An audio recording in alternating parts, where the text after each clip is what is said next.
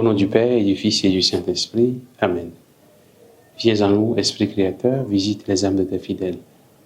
Comble-nous de ta grâce, donne-nous la grâce de recevoir la parole qui vient du Seigneur.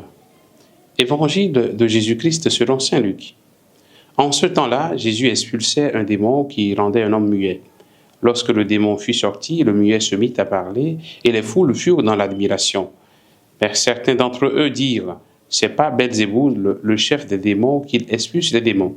D'autres, pour le mettre à l'épreuve, cherchaient à obtenir de lui un signe venant du ciel. Jésus, connaissant leurs pensées, leur dit: tout royaume divisé contre lui-même devient désert, ses maisons s'écroulent les unes sur les autres. Si Satan lui aussi est divisé contre lui-même, comment son royaume tiendra-t-il? Vous dites en effet que c'est pas Belzéboul que j'expulse les démons. Mais si c'est pas Belzéboul que moi je les expulse, vos disciples, par qui les expulsent-ils? Dès lors, ils seront eux-mêmes vos juges.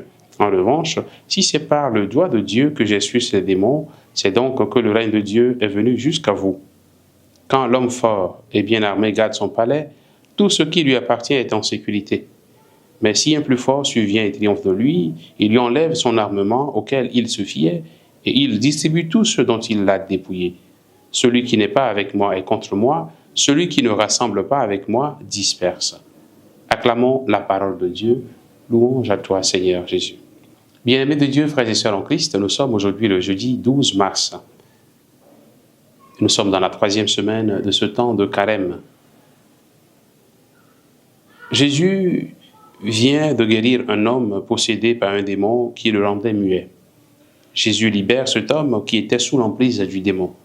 Désormais, il peut parler, il peut s'exprimer librement, il peut louer Dieu. Des foules qui ont été témoins de ce miracle sont dans l'admiration. Mais certains ont trouvé une occasion pour accuser Jésus. On l'accuse justement de chasser ce démon par la force d'un autre démon. C'est assez contradictoire. Ces gens, sans aucune preuve, portent une accusation infondée juste par jalousie ou par mauvaise foi. Encore aujourd'hui, frères et sœurs, nos gestes, nos faits sont scrutés. Ce que nous faisons, ce que nous accomplissons au nom de Jésus et de son Église sont scrutés par les détracteurs avec beaucoup de malveillance.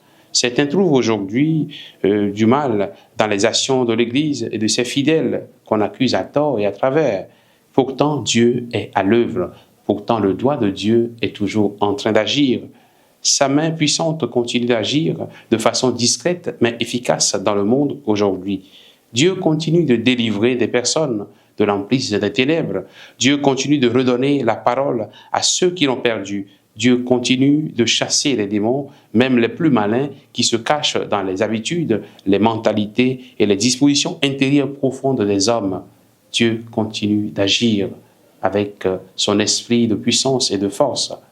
Que sa grâce nous accompagne, afin que nous puissions nous mettre sous l'emprise de cet esprit, afin que nous puissions agir avec Dieu pour changer le monde.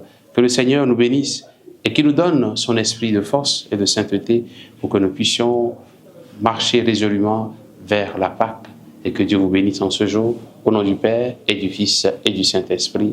Amen.